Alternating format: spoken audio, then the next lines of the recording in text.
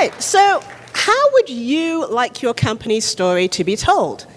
Do you want it to be told by a disgruntled ex-employee, or would you prefer it to be told by people who currently work for your company, are happy and engaged in their job?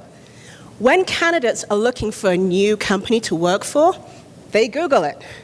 And most of the time, they end up on Glassdoor.com, which is full of disgruntled employees talking about your company. Is that really what you want? Now me, I used to be a recruiter, and I hated my job.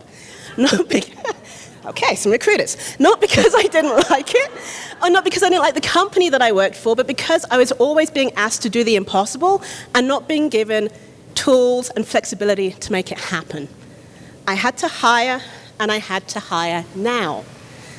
I had to use a template job description, template interview questions, and create this beautiful, beautiful talent pool full of qualified and diverse candidates from a pool that I'd been going to the same place over and over again. Like, why was I being asked to do this? So I'd do it, I'd put up the job description, it was great. And I'd get people who would come in and want the job. And so one of the things I had to do, of course, was phone screening. And yeah, I like talking to people on the phone, that's fine. The introvert thing isn't about that. It is about the fact that I had to ask one specific question.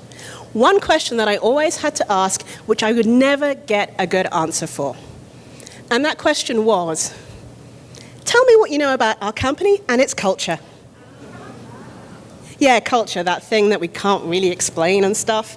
So I could never get a good answer. I'd get one of three answers. First answer would be, oh, I didn't really have time to look it up, sorry. The other answer would be, oh, well, whatever was on our website or our latest PR release. And the third answer was, you guys make computers. I mean, yes, we make computers, but that's not all we do. And this question is a terrible question because it proved that candidates don't know where to look to get information about your company culture, your real company culture. And as HR professionals, we know that a lot of candidates just don't like the jobs they're in because they've been disappointed and their expectations haven't been met. We all know that setting expectations is the key to job success. We know this, and yet we still use template job descriptions, template interview questions. They have no real information about the company and what it's like working inside, never mind working for a specific department. Now, we have an opportunity here to give people a backstage pass. They can get a look at what it's like to really work for companies like yours, like mine, and to find out what it's like to work for certain people, certain departments, and what you do. And you can do this through podcasting. Did you know that more people listen to podcasts in the United States than watch Monday Night Football? Okay, maybe not here, but in general. And so, and coming up soon, more people are going to be using their voice to activate their smart speakers to ask questions than writing it down. It's going to go up to 80% come 2020. You can ask Alexa or your latest speaker to play a podcast. This means you get invited into people's homes.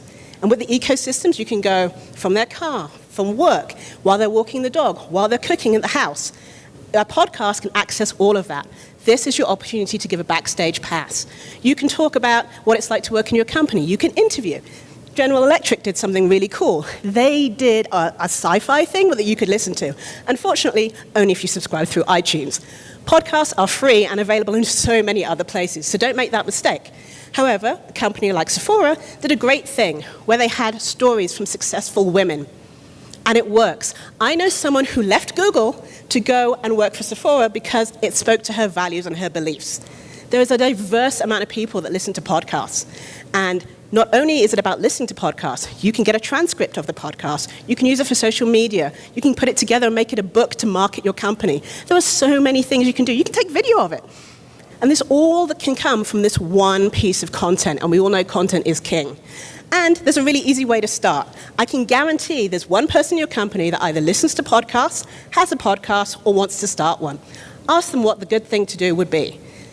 We all want to work for companies that we like, know, trust, and are proud to work for. This is something that works for small businesses, for coaches, and storytelling is a really big part of it. It works for them. Why can't it work for you?